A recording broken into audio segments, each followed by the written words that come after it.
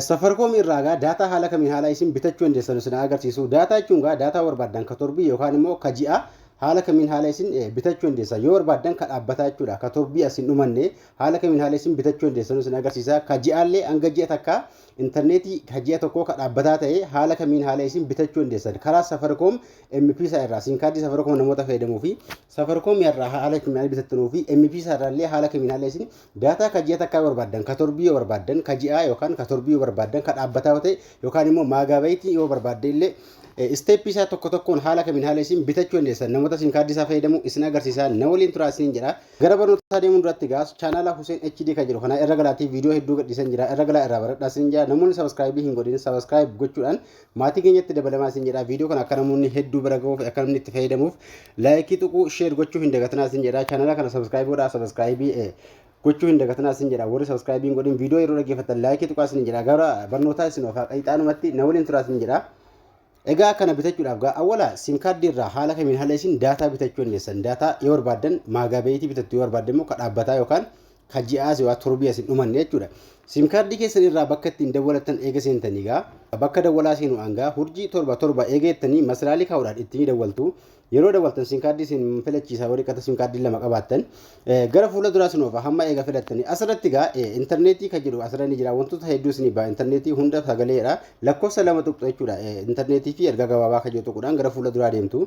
Eega deemtanii internetii bitachuu waan barbaadaniif internet kan jedhu kan lakkoofsa tokko tuquudhaan gara fuula duraa deemtu ammallee.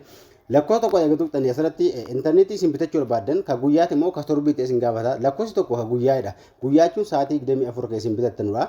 Fakkeenyaaf ka guyyaa rooguu isin tuqxanu maallaqa isin agarsiisa birrii meeqa akka ta'e ka lakkoofsi lama immoo kan torbaniiti. Kan torbanii jechuun meegaabayitii meeqa akka ta'ee fi meegaabayitii meeqa akka ta'ee fi akkasuma birrii meeqa akka ta'e isin filachiisa asirratti. Yeroo isin lakkoofsa tokko irra tuqxanii fakkeenyaaf ka guyyaa bitachuu barbaadan lakkoofsa tokko yeroo qilleensa irraa bituu barbaadan lakkoofsa lama immoo MP isaa irraa gatii hirrifamaadhaan argachuu dandeessa jechuudha. Gatii hirrifamaa jechuun gatii maallaqa xiqqaadhaa internetii baay'ee argachuu dandeessu jechuudha karaa gabaabaa.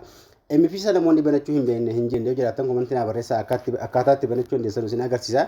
Lakkoofsa lama tuqxan yoo MP isaa qabaattan automaatikii gara MP isaa isin geessuudhaan piinii isin gaafachuudhaan birrii hamma dheedhee isin agarsiisa jechuudha. Lakkoofsa tokkollee yeroo qilleensa irraa bitu isiniin jedha jechuudha.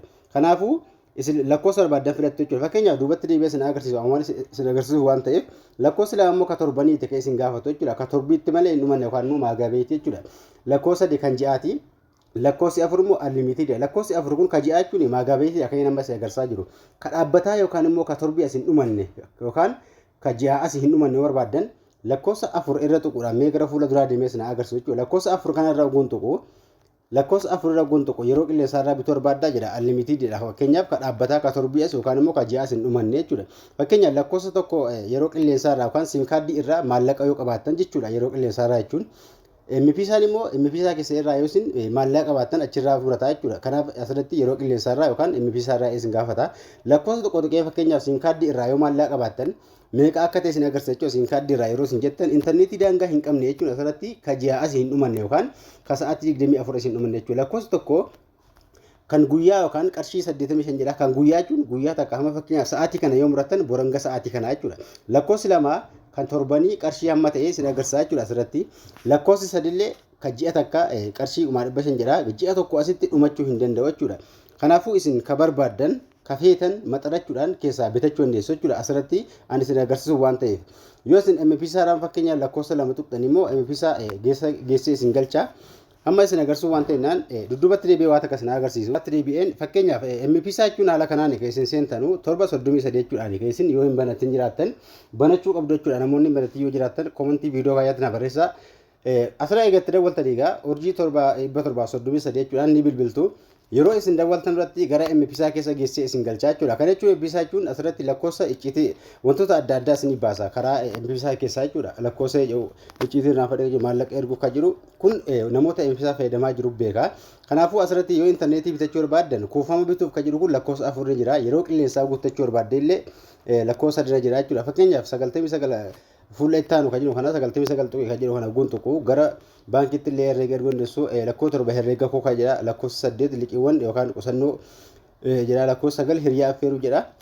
kanneen kana isinii ba'a jechuudha. Fakkeenyaaf meegaabayitii yookaan immoo intarneetii bitachuudhaaf asirraan illee bitachuu dandeessu jechuudha. Karaa amma isin agarsiisan itti dawwaluudhaan gaa haala kanaan masraa'ii dha'uudhaan yeroo isin gara sim kaardii jalaa seentan karaa Safarikoom yoo bitachuu barbaadan isin agarsiisaa jechuudha. Inni karaa MP isaatiin illee gatiin isaa gatii rakasaanii lakkoofsa lama dha'uudhaan gara fuula duraa eegan dhufee asirratti intarneetiidha kan isin fayyadamuu barbaadan yookaan daataa jechuudha. Intarneetii jechuun karaa gabaabaa lakkoofsi afur asirratti unlimited jechuun ka torbii as kan hin dhumanne jechuudha. MP isaa bitachuu barbaade lakkoofsa lama dhaa MP isaa irraa yoo birrii qabaadhe jechuudha. MP isaa akkaawuntii koorraa birrii yoo qabaadhe lakkoofsa lama filachuudhaan asirratti intarneetii daangaa hin qabne kan MP isaa irraa bitachuu dandeessanu.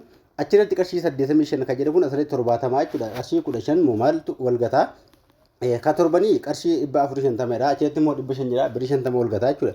Ka 500 200 jira jechuudha. Kanaafuu gatii rakkasaanii MP isaa irraa bitachuu dandeessu jechuudha. Namoonni hanga hunaa hin beekne itti fayyadamaa hin jirre MP isaa irra seenuudhaan asirratti intarneetii maallaqa rakkasaan daataa saffisa qabu jechuudha. Daataa saffisa qabu maallaqa rakkasaa argachuu dandeessu. Namoonni itti fayyadamaa hin jirre irra galaa itti fayyadamaa isin barnoonni irraa waa'ee Safarikoom MP isaa irraa asumatti dhaabbataa gaafii barnoota kan keessaa isin hin galloo jiraate viidiyoo kana laayikii tuqaa akka namoota hedduu bira gahuu fi gaafii qabaattan koomentii viidiyoo jaatti naa barreessaa isin jira hanga guyyaa itti aanu walitti dhufuutti nagaan tura.